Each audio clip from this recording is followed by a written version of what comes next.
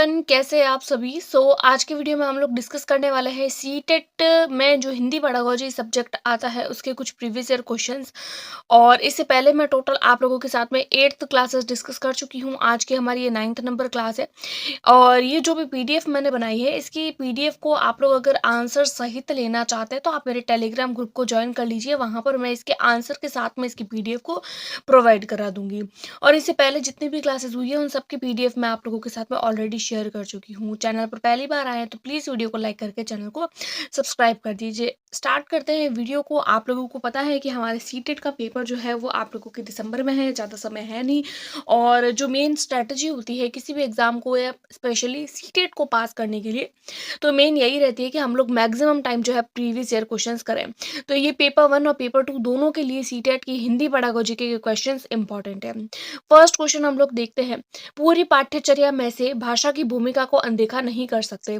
यानी कि जो भी पूरी पाठ्यचर्या होती है, पूरा का पूरा जो करिकुलम है, उसमें कौन सी ऐसी चीज़ है जिसको हम अनदेखा नहीं कर सकते।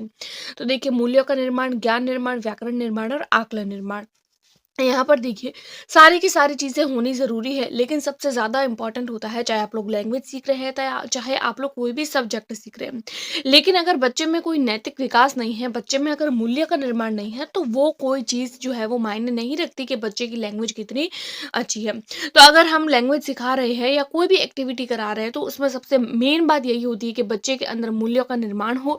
मूल्यों का निर्माण होने को हम लोग अवॉइड नहीं कर सकते। तो ऐसी कौन सी चीज़ है जिसे अनदेखा नहीं कर सकते, तो वो होती है मूल्य निर्माण। नेक्स्ट क्वेश्चन है 98 नंबर। प्राथमिक कक्षाओं के भाषा शिक्षक होने के नाते आपकी सर्वाधिक महत्वपूर्ण भूमिका क्या होगी। यानी कि प्राथमिक कक्षा के बच्चों के लिए सबसे हम इम्पोर्टेंट क्या करेंगे, सबसे महत्वपूर्ण है जो बच्चे की भाषाई क्षमता के विकास के लिए तरह तरह के अवसर जुटाएंगे। बच्चों को वाद विवाद के लिए भाई भाषा बनाना सिखाना है। भाषा को हम किस तरीके से सिखा सकते हैं, तो उसके लिए केवल वाद विवाद करवाना कोई अच्छी बात नहीं होती है। विद्यार्थियों को सर्वाधिक अंक प्राप्त करने के लिए तैयार करना, भाई केवल अंक प्राप्त करने के लिए, तो ये भी कोई अच्छी बात नहीं है। कक्षा में पाठ्य पुस्तक अच्छी तरीके से निर्वाह करना, यानी कि केवल पाठ्य पुस्तक पढ़ा देंगे तो बच्चा जो है वो लैंग्वेज को सीख जाएगा, नहीं। बच्चे को अगर लैंग्वेज सिखानी है, बच्चे में भाषा की क्षमता का विकास करना है, तो हम उसको अलग अलग तरीके के अवसर प्रोवाइड करवाएंगे। तो जितने ज़्यादा अपॉर्चुनिटीज उसको मिलेगी, वो बच्चा उतना ही ज़्यादा लैंग्वेज को डेवलप कर पाएगा। तो यहाँ पर 98 का हो जाएगा, A will be right answer. Next question है 99 नंबर। दूसरी कक्षा यानी कि सेकंड क्लास में पढ़ने वाला बच्चा है रोहित, वो हिंदी की कक्षा में अपनी मातृभाषा से बात करता है।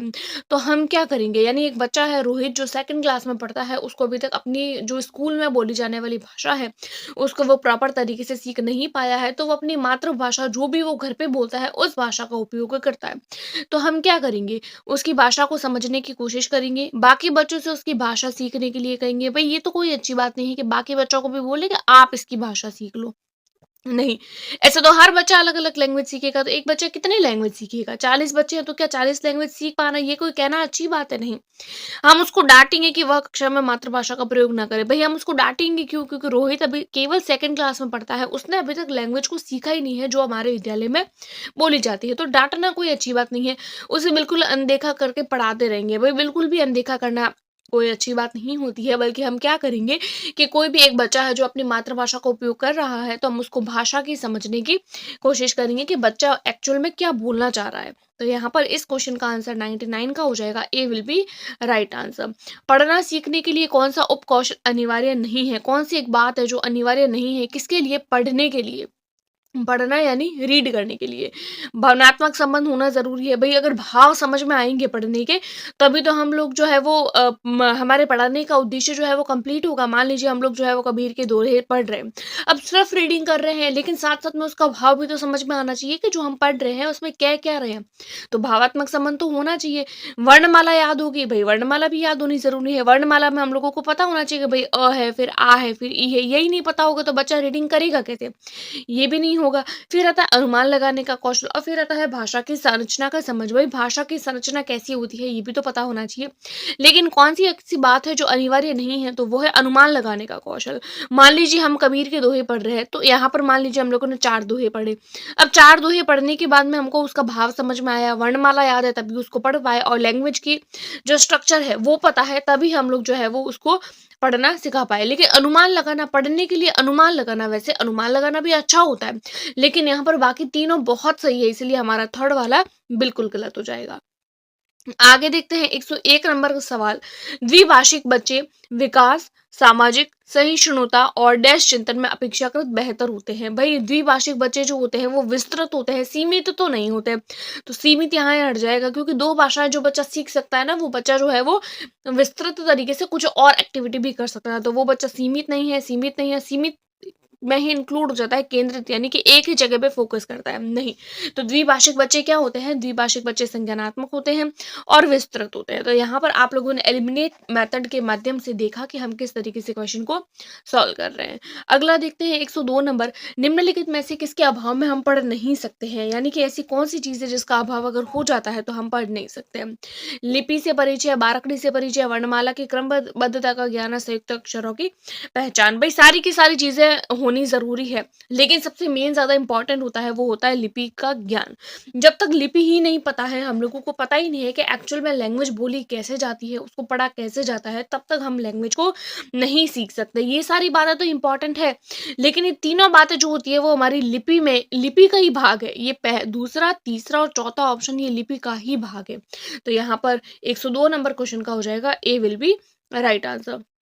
आगे है भाषा और विचार के संबंधों में की चर्चा में अग्रणी है। भाई भाषा और विचार दोनों के बारे में किसने बताया है एक साथ?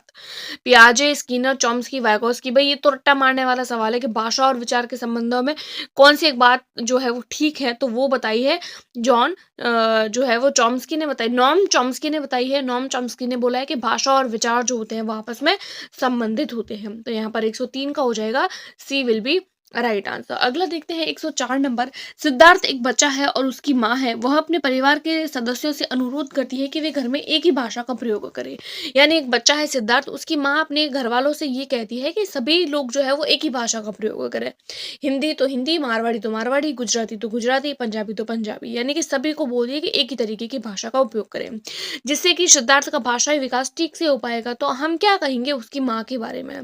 वह सिद्धार्थ को समृद्ध भाषिक परिवेश से वंचित कर रही है। भाई वंचित कैसे कर रही है? वंचित तो नहीं कर रही है, बल्कि वो तो एक ही भाषा सिखा रही है, वो अवेयर हो रही है अपने बच्चे की लैंग्वेज डेवलपमेंट को लेकर। वह सिद्धार्थ के भाषिक परिवेश में किसी भी प्रकार का अवरोध नहीं चाहती है। अगला है वह सिद्धार्थ के भाषाई विकास के लिए विशेष प्रयत्न। भाई विशेष क्या किया उसने? तो कुछ नहीं किया, विशेष तो कुछ नहीं है। वह भाषा अर्जन के सिद्धांतों की गहरी समझ। भाई ऐसा कब बोला है कि सिद्धार्थ की जो माँ है उसको भाषा अर्जन के सिद्धांत बहुत अच्छे से पता है? बल्कि वो क्या चाह रही है सिद्धार्थ की माता, कि वो सिद्धार्थ का जो भाषिक परिवेश है, उसको जो एनवायरमेंट मिल रहा है, उसमें वो किसी भी प्रकार का अवरोध नहीं चाहती है। यानी वो नहीं चाहती है कि कि उसके बेटे सिद्धार्थ का जो लैंग्वेज डेवलपमेंट है उसमें किसी भी तरीके का अवरोध आए। तो यहाँ पर 104 का हो जाएगा B will be right answer. Next question है 105 नंबर। प्राथमिक स्तर पर भाषा शिक्षण के संदर्भ में सबसे महत्वपूर्ण क्या है? बच्चे लिखी हुई या छपी हुई सामग्री का अर्थ समझ सके। लिखी हुई या छपी सामग्री को बोल बोल कर, भाई बोल बोल कर को तो पढ़ना कोई ये अच्छी बात नहीं है। अक्षरों को जोड़ जोड़ कर पढ़ना ये तो बात ठीक है, शब्दों को जोड़ जोड़ कर पढ़ना ये भी सारी ही बातें ठीक है, तीनों ही बातें ठीक है। लेकिन जब आपको बोलना आ गया तो सबसे मेन इंपॉर्टेंट क्या होता है कि बच्चा अगर कोई भी चीज बोल रहा है तो उसको उसका अर्थ समझ में आना चाहिए। तो सर्वाधिक महत्वपूर्ण क्या होगा? वैसे तो ये तीनों ही अच्छी है, लेकिन सबसे ज्यादा इंपॉर्टेंट क्या होगा? वो होगा कि कोई भी लिखी हुई सामग्री है उसको पढ़ तो लिया, भले ही बोल बोल के पढ़ा, चाहे जोड़ जोड़ कर, चाहे वाक्य बनाकर, लेकिन पढ़ने के बाद में उसका अर्थ तो समझ में आना चाहिए कि वो बोलने वाला क्या बोलना चाह रहा है। तो यहाँ पर हमारा 105 का हो जाएगा A will be right answer. 106 number है। प्राथमिक स्तर पर लेखन क्षमता के संदर्भ में सर्वाधिक महत्वपूर्ण क्या है? लिखने के रिलेटेड। भाई लिखने के रिलेटेड देख लीजिए, मौलिक विचार लिखने के रिलेटेड नहीं है, नहीं वर्तनी, श्रुतलेख या सुलेख। तो देखिए प्राथमिक स्तर पर लेखन क्षमता का संदर्भ में सबसे महत्वपूर्ण क्या होती है? नहीं सुलेख होती है, तो वो होती है श्रुतलेख। श्रुतलेख जो होती है वो सबसे ज्यादा इंपॉर्टेंट होती है। तो 106 का हो जाता है C will be right answer. 107 number. निम्नलिखित में से कौन सी गतिविधि श्रवण और वाचन कौशलों के विकास के लिए उपयुक्त है? भाई जो सुन भी सके और बोल भी सके। रेडियो समाचार सुनना, भाई सुनने से तो सिर्फ सुनने की क्षमता आएगी, वाचन यानी बोलने का कौशल कैसे आएगा, तो ये तो नहीं होगा। हाव भाव के साथ कविता बुलवाना, भाई बोलेगा तो केवल वाचन आएगा, सुनना कैसे आएगा, नहीं आएगा। प्रश्नोत्तर सत्र आयोजित करवाना, और दूसरा है कहानी सुनाकर उस पर बच्चों की प्रतिक्रिया जानना। भाई यहाँ पर सेकंड ऑप्शन ठीक लग रहा है, कहानी सुनाना यानी कि बच्चा क्या करेगा, श्रवण करेगा, सुनेगा, और प्रतिक्रिया जानना, जब प्रतिक्रिया जानेंगे तो बच्चा बोलेगा, तो वाचन भी हो जाएगा, श्रवण भी हो जाएगा। तो यहाँ पर 107 का हो जाएगा B will be, 107 number question का हमारा राइट आंसर हो जाएगा B will be right answer, 107 का हो जाएगा बी। अगला देखेंगे हम लोग 108 नंबर, वाणी डैश होती है और लिखित भाषा की तुलना में काफी कैसी होती है। भाई वाणी जो होती है वो डैश होती है और लिखित भाषा की तुलना में काफी तेज रूप से बदलती है। भाई जो लिखी हुई बातें होती है उसको तो आप बदल नहीं सकते, लेकिन बोली हुई बात को तो बदल सकते हैं। तो क्या होती है, गौण होती है, स्थिर होती है। भाई अगर आप बदल रहे हैं तो स्थिर नहीं होगी, बदल रहे हैं तो स्थायी नहीं होगी, गौण भी नहीं होती है, तो ये क्या होती है, अस्थायी होती है। भाई अगर बदल रही है तो इसका मतलब कि अगर स्थायी होती तो नहीं बदलती, बदल रही है यानी अस्थायी है तब भी बदल रही है। तो 108 का हो जाएगा C will be right answer. 109 number सवाल है, बहुभाषी कक्षा से क्या तात्पर्य है, जिस कक्षा में कम से कम 2 भाषाओं में पाठ्यपुस्तक उपलब्ध हो। भाई दो बहुभाषी का यही मतलब है कि 2 भाषाओं में बुक्स हम लोग उपलब्ध करवा दें, हिंदी में, इंग्लिश में, संस्कृत में, गुजराती में नहीं। जिस कक्षा में प्रत्येक बच्चे के घर की बोली को सम्मान दिया जाता है। भाई बात तो ठीक लग रही है सेकंड। जहाँ बहुत सी भाषाओं का अध्यापन, पे बहुत सारी भाषाएं पढ़ा देना ये कोई अच्छी बात नहीं है। अगला आता है, जिस कक्षा में शिक्षक या शिक्षिका को 2 या 2 से अधिक भाषाएं पढ़ लिख सके। अब यहाँ पर अगर आप लोग आंसर देखेंगे तो आप लोगों को यहाँ पर सेकंड ऑप्शन ठीक लग रहा होगा। मेरे को भी जो है वो सेकंड ऑप्शन ही ठीक लगा था कि बहुभाषिता का मतलब होता है घर में बोली जाने वाली जो भी भाषा है हम उसको सम्मान दें। लेकिन अगर हम लोग इस क्वेश्चन को ध्यान से पढ़ें और ऑथेंटिक आंसर की को चेक करें तो यहाँ पर ऑथेंटिक आंसर की जो है वो उसमें डी आंसर इसका राइट दिया हुआ है। डी किस हिसाब से दिया हुआ है, देखिए यहाँ क्या बोल रहे हैं, बहुभाषी कक्षा से क्या तात्पर्य है।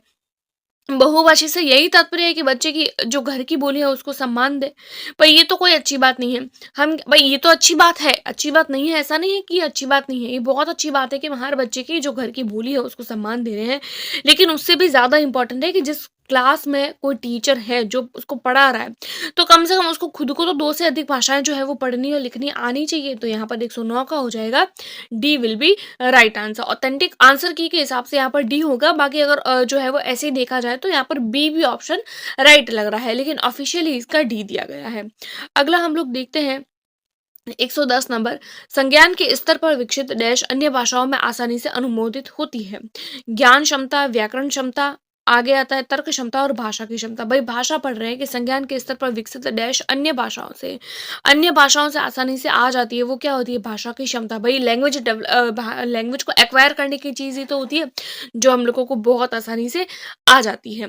अगला देखते हैं 111 नंबर, भाषा शिक्षक को डैश संदर्भ में रखकर देखने की आवश्यकता है। भाई एक भाषा शिक्षक कैसा होना चाहिए, आर्थिक होना चाहिए, सांस्कृतिक, नैतिक या फिर बहुभाषित। भाई सभी ऑप्शन ठीक है, लेकिन जब बात हम भाषा की करते हैं तो भाषा के शिक्षक को क्या आना चाहिए, भाषा का शिक्षक जो है वो बहुभाषी होना चाहिए। अगर टीचर को भी बहुत सारी लैंग्वेज आ रही है तो वो टीचर जो बच्चा है, वो जो टीचर है वो बच्चे की लैंग्वेज डेवलपमेंट को बहुत अच्छे से समझ पाएगा और उस बच्चे का भी लैंग्वेज डेवलपमेंट बहुत अच्छा होगा। तो इस तरीके से आज की वीडियो में हम लोगों ने टोटल 15 क्वेश्चंस डिस्कस किए। अगर चैनल पर पहली बार आए तो प्लीज़ वीडियो को लाइक करके चैनल को सब्सक्राइब कर दीजिए, और इसी कंप्लीट पीडीएफ को प्राप्त करने के लिए आप मेरे टेलीग्राम ग्रुप को ज्वाइन कर सकते हैं, जिसका लिंक मैंने इसी वीडियो के डिस्क्रिप्शन बॉक्स में दे रखा है। Thanks for watching.